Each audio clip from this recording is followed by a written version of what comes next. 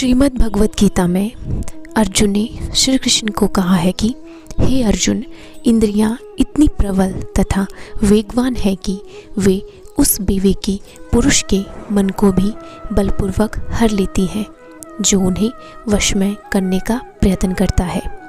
अनेक विद्वान ऋषि, दार्शनिक तथा अध्यात्मवादी इंद्रियों को वश में करने का प्रयत्न करते हैं, किंतु उनमें से बड़े से बड़ा भी कभी कभी विचलित मन के कारण इंद्रिय भोग का लक्ष्य बन जाता है। यहाँ तक कि विश्वामित्र जैसे महर्षि तथा पूर्ण योगी को भी मेनका के साथ विषय भोग में प्रवृत्त होना पड़ा। यद्यपि वे इंद्रिय निग्रह के लिए कठिन तपस्या तथा योग कर रहे थे।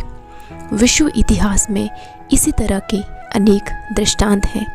अतः पूर्णतया कृष्ण भावना भावित हुए बिना मन तथा इंद्रियों को वश में कर सकना अत्यंत कठिन है।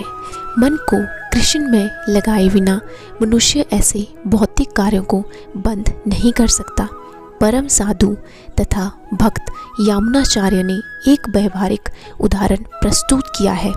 वह कहते हैं, जब से मेरा मन भगवान कृष्ण के चरणाविंदों की सेवा में लग गया है और जब से मैं नित्य नव दिव्य रस का अनुभव करता रहा हूँ, तब से स्त्री प्रसंग का विचार आते ही मेरा मन उधर से फिर जाता है और मैं ऐसे विचार पर थू थू करता हूँ।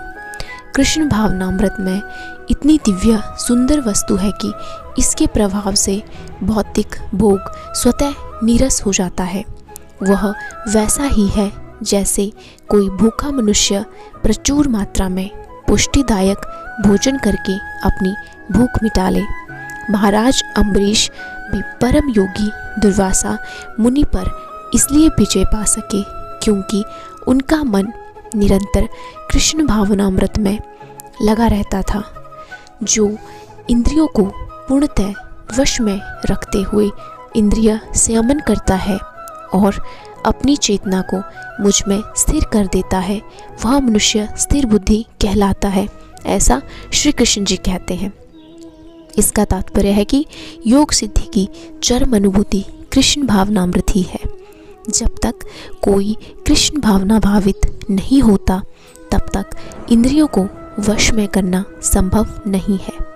जैसा कि पहले कहा जा चुका है, दुर्वासा मुनि का झगड़ा महाराज अम्बरीश से हुआ क्योंकि वे गर्ववश महाराज अम्बरीश पर क्रुद्ध हो गए, जिससे अपनी इंद्रियों को रोक नहीं पाए।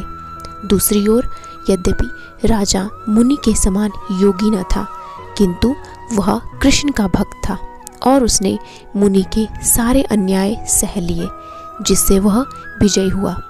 राजा अपनी इंद्रियों को वश में कर सका क्योंकि उसमें गुण थे जिनका उल्लेख श्रीमद् भागवत में हुआ है। राजा अम्बरीश ने अपना मन भगवान कृष्ण के चरणाविंदों पर स्थिर कर दिया। अपनी वाणी भगवान के धाम की चर्चा करने में लगा दी, अपने कानों को भगवान की लीलाओं के सुनने में, अपने हाथों को भगवान का मंदिर साफ करने में, अपनी आँखों को भगवान का स्वरूप देखने में, अपने शरीर को भक्त के शरीर का स्पर्श करने में, अपनी नाक को भगवान के चरणाविंदों पर भेंट किए गए फूलों की गंध सूंघने में, अपनी जीभ को उन्हें अर्पित तुलसी दलों का आस्वाद कराने में, अपने पाँव को जहाँ जहाँ भगवान के मंदिर हैं उन स्थानों की यात्रा करने में, अपने सिर को भगवान को नमस्कार करने में तथा अपनी इच्छाओं को भगवान की इच्छाओं को पूरा करने में लगा दिया। और इन गुणों के कारण वे भगवान के मत पर भक्त बनने के योग्य हो गए। मत पर शब्द अत्यंत सार्थक है। कोई मत पर किस तरह हो सकता है, इसका वर्णन महाराज अम्बरीश के जीवन में बताया गया है। मत पर परंपरा के महान विद्वान तथा आचार्य श्रील बलदेव विद्याभूषण का कहना है, मद भक्ति प्रभावेन सर्वे इंद्रिय विजय पूर्विका स्वातम दृष्ट सुलभित भाव। इसका तात्पर्य है, इंद्रियों को केवल कृष्ण की भक्ति के बल से वश में किया जा सकता है। कभी कभी अग्नि का भी उदाहरण दिया जाता है।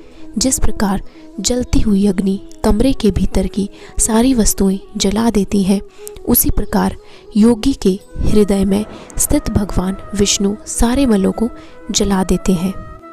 तो हमें आज के श्रीमद् भगवत गीता ज्ञान से यह पता चलता है कि हमें कृष्ण भावना भावित होना चाहिए, भगवान के प्रति अनुरक्त होना चाहिए।